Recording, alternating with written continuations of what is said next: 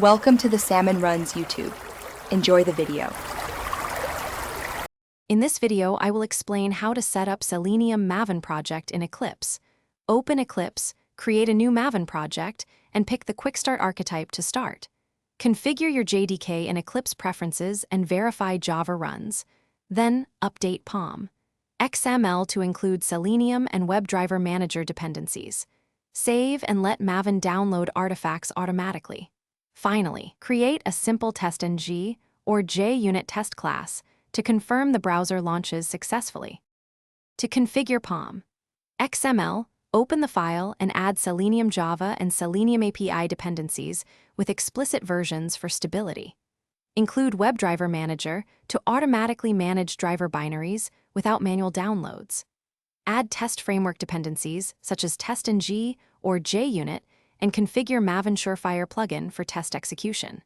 Save the file and run Maven update so Eclipse downloads all required jars. This keeps your project reproducible and simplifies running tests across different machines.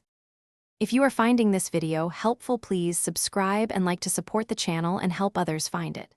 Quick recommendation. For a fresher car during long test, runs Grab Little Trees Black Ice and enjoy a crisp scent on your commute while you debug. It's a small treat that makes long coding sessions feel nicer. Check the description for the link and other deals. Now let's get back to the video.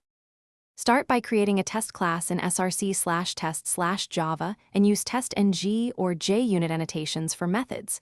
Within tests, call WebDriver Manager. Chrome driver, setup, then new Chrome driver, to launch a browser without manual driver setup. Write basic navigation and assertions to validate pages.